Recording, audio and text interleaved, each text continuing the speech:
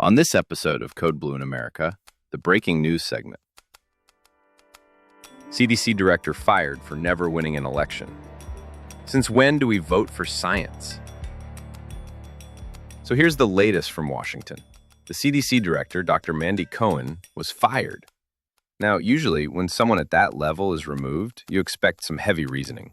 A scandal, a policy failure, maybe a disagreement over science.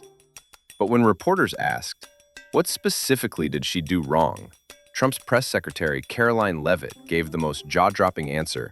This woman has never received a vote in her life, and the president has the authority to fire those who are not aligned with his mission. First on the firing of the CDC director, Sure. Who will replace her? And then also, overnight the White House said that she did not align with the president's agenda. Dr. Menard's attorney say that she refused to rubber stamp unscientific, reckless directives and fired dedicated health experts. What specifically did she do wrong? Look, what I will say about this individual is that her lawyer's statement made it abundantly clear themselves that she was not aligned with the president's mission to make America healthy again. And the secretary asked her to resign. She said she would, and then she said she wouldn't, so the president fired her, which he has every right to do. It was President Trump who was overwhelmingly reelected on November 5th. This woman has never received a vote in her life, and the president has the authority to fire those who are not aligned with his mission. A new replacement will be announced by either the president or the secretary very soon, and the president and Secretary Kennedy are committed to restoring trust and transparency and credibility to the CDC by ensuring their leadership and their decisions are more public-facing, more accountable, strengthening our public health system, and restoring it to its core mission of protecting Americans from communicable diseases, investing in innovation to prevent, detect, and respond to future threats. That's the mission of the CDC, and we're going to make sure that folks that are in positions of leadership there are aligned with that mission. According to the Washington Post and CNN, the CDC director role has never once in history been an elected position. It's a presidential appointment. That's literally how the job works.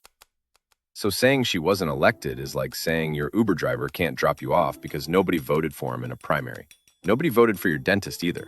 Though if we did, campaign ads would probably be like, I promise fewer cavities and free laughing gas on Tuesdays. But here's the real kicker. If we're going to fire every federal official who hasn't received a vote, then congratulations, America. Say goodbye to about 2 million civil servants. Forget the Department of Education, Homeland Security, or the Pentagon. And don't even bother calling the IRS. Well, maybe that's one firing most people would support. The irony here is that Leavitt accidentally revealed the bigger truth. This wasn't about performance or policy. It was about loyalty. The White House isn't measuring effectiveness anymore. It's measuring whether you salute the mission statement on the way into the office. And that's a dangerous precedent, because public health isn't supposed to be partisan. If you want a CDC director who has to campaign for votes, get ready for campaign slogans like, a chicken in every pot and a booster shot in every arm. So, was Cohen fired for mishandling health policy? Nope. For ignoring science? Nope. For not passing legislation? Can't. She's not a lawmaker. She was fired because she forgot the most important qualification in Trump's America: blind loyalty. And that's the cold truth on the Code Blue in America. Only on OGM News.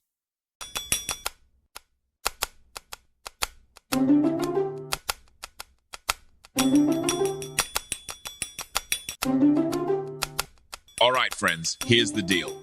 We need your support to level up our game. How can you help? Simple. Like, share, and drop a comment. Shower us with your love, your applause, or even your brutally honest displeasure. We can take it, we promise. Your feedback fuels us, even if it stings a little.